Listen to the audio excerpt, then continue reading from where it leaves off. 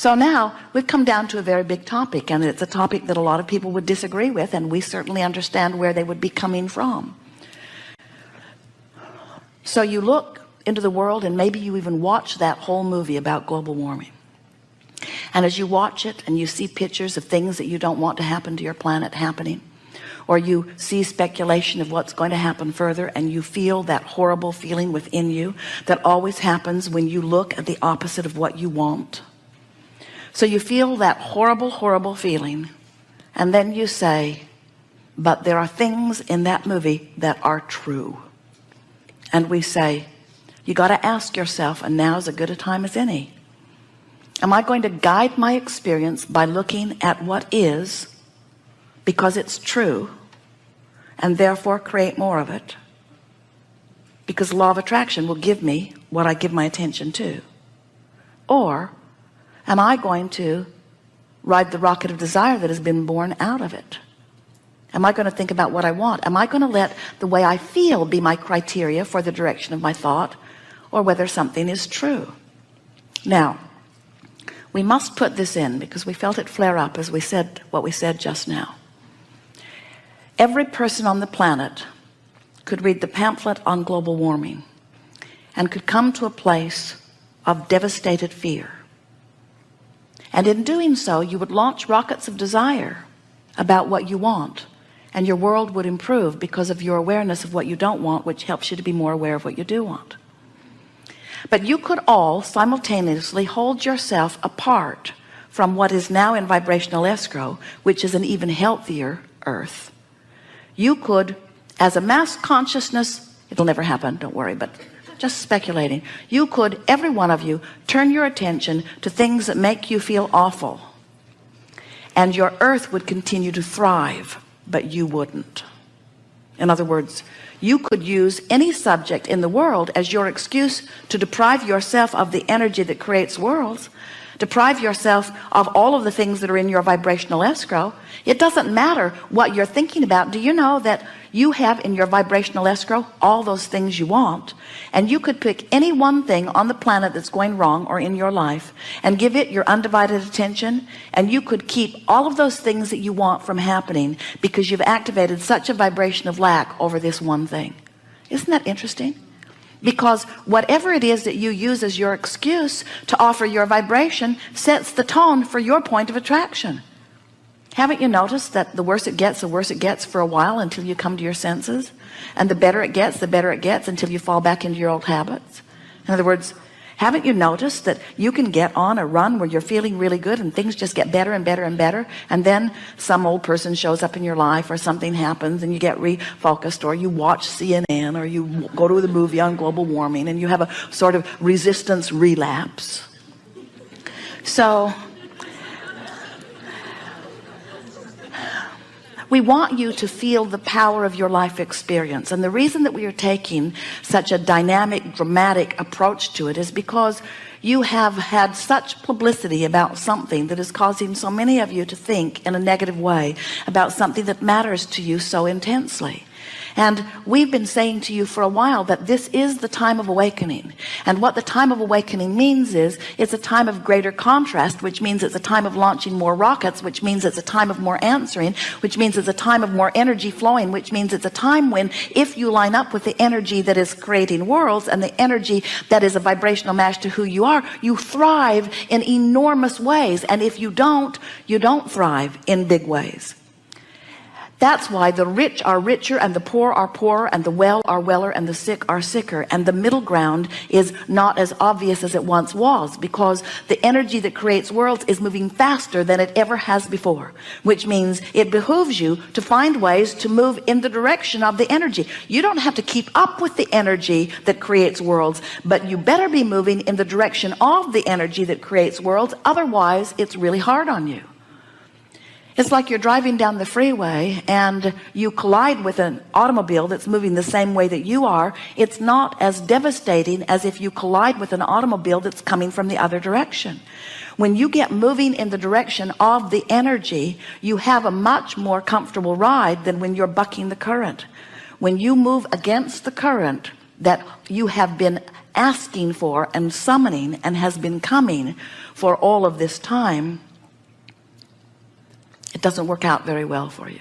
And the first signal that you're doing that is the emotion, the negative emotion that you feel. So the briefest way to explain it is that you are source energy. You come forth into a physical body. Life causes you to ask for more. That asking is then answered by source energy, because source energy gives its undivided attention to what you are asking for. And as law of attraction is responding to this culmination of all that you are, it creates a very powerful calling or source. Do you acknowledge that law of attraction is a factor in your life experience? Have you shown to yourself that when you hold something as your object of attention, sooner or later, and usually sooner, it shows up in your experience? Do you acknowledge that as you have been in this physical body, you have been thinking a lot of thoughts that now make up the basis of your point of attraction? Do you acknowledge that you have thought thoughts before that you're not thinking now, and since you're not thinking them now, it's not part of your basis of attraction? Do you understand that it's only the thought that is actively being thought that is your basis of attraction? Well, please understand that that is so. You didn't feel very confident about that, but we want you to know that thoughts that you thought before are not affecting you now unless you're still thinking them. And so people worry about unconscious thoughts or subconscious thoughts, and we want to say to you, if it's so subconscious or unconscious that you're not having any emotion around it, then it's not big enough that it has any pulling power. So you do acknowledge that your thoughts do create your reality. So now here's another factor that we want you to consider relative to the law of attraction. And as you wrap your thoughts around this, it's going to serve you enormously well, because this piece of information is going to help you to understand, maybe for the first time, why your guidance system, your emotional guidance system, works in the way that it does.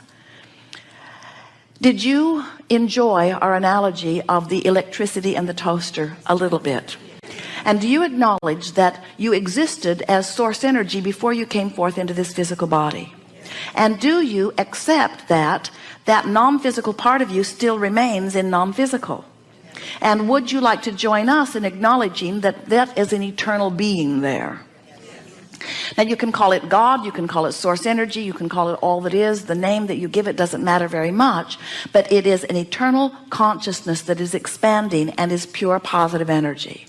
So this powerful energy, do you acknowledge that law of attraction responds to that energy in the same way that it responds to what's going on here where you are? And do you acknowledge that that must have been around way longer than you've been around here? So this swirling energy of well-being that has gleaned its existence through the contrast and is always moving toward what is wanted, the most expanded, furthermost part in the universe, can you feel the huge well-being of this energy? And can you feel the comparison of the way law of attraction's response to it must be in relationship to law of attraction's response to you? So now do you understand why the call of source is what it is? Now do you understand why there is a current that is calling you toward well-being? Now do you understand that no matter how much you beat the drum of what you do not want, when you croak, you're going to close that gap? Now do you understand why we are so confident about the well-being of all that is? So here is this huge energy of well-being that law of attraction is responding to.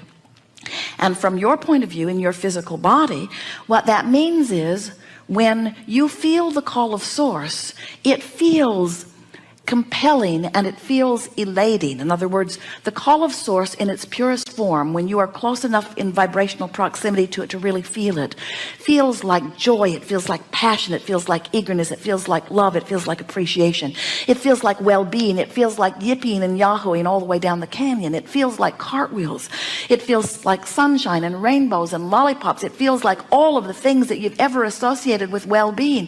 It feels like liquid love, it feels like joy, it is rapturous, it is orgasmic, it ripples through your body, it is ecstasy. That's what source energy is and feels like. Really.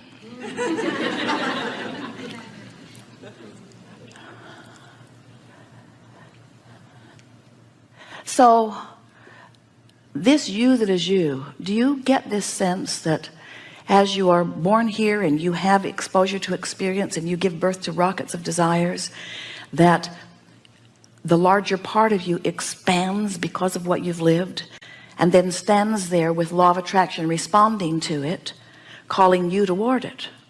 And when you move in the direction of that calling, you feel so good. That's that impulse, that's that inspiration, that's feeling of, oh, I want to do that. That's that life-giving, life-calling, me being who I am. That's me in my human form keeping up with who I have become. That's the way you intended to live life.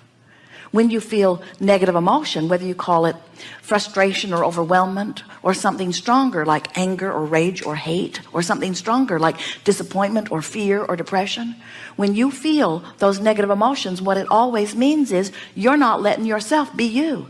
You're focused upon some aspect of contrast, and you've done it for way more than 17 seconds, so that you've got an activation within you that is not letting you go with the flow. And what happens is, the thing about not going with the flow is that the flow doesn't say, oh, they're not coming, let's wait. The flow keeps going because law of attraction is responding to the larger part of you. Jerry and Esther went whitewater rafting, and the man who was guiding their boat said, friends, this is not Disneyland. We cannot turn this river off. In other words, we want to say the same thing to you. This is not Disneyland. This river cannot be turned off. You cannot turn off the result of all of the desire that you've lived in all of this time. This is source energy summoning you. You must let yourself be who you are, and if you don't let yourself be who you are, you don't feel good. And it's not about somebody else saying you should be something, you need to be something. It's about life having called it through you and you not going. And when you don't go, it doesn't feel good. And when you do go, it feels oh so good. And do you know, you don't even have to go and receive the full manifestation of it. You just have to no longer not go. We see you. You take your boats down to the river. You've got your paddles in them. You put the boat in the water, and almost without exception, human dear hearts that you are, you turn your boat upstream and begin paddling very hard. And we say, why not turn and go with the flow? And you say, oh, that just seems lazy. We say, well, you could use a different word like natural. No, I choose lazy. It seems lazy. I don't want to be lazy. I want to be virtuous and hardworking. I want to earn my way. And all the other humans that amount to anything are paddling very hard upstream. We try here. We try hard. We try, we persevere, we are determined. We use our effort and our action to try to compensate for energy. You don't say that, but you try it. You do it. And we say, nothing that you want is upstream. Why are you paddling upstream? Well, I don't know. Others have done it. I heard that you're supposed to try hard, and I heard that there's no gain without pain, and I heard that the more you suffer, the greater your rewards are later. And we say, how can that be? How can something that feels so bad lead to something that is good? How can that be? Where do you get this stuff? When there is not a shred of evidence to the contrary of law of attraction. There's not a shred of evidence to the contrary of well-being. Have you looked around your planet? Have you driven around it? Have you flown over it? Have you looked at your planet? Do you see the enormous well-being in comparison with the pocket here and there of not well-being? Do you understand that you are thriving, that you are thriving more today than you ever have, and you will thrive more tomorrow? Do you understand that well-being is the order of this universe? Because the pieces that are carried on by the energy spirit that is you are the best parts of it, not the worst parts of it. Do you know that when you croak, we love that disrespectful word. Do you know that when you croak, you leave behind all doubt and fear and worry, and you reemerge into the fullness of who you are?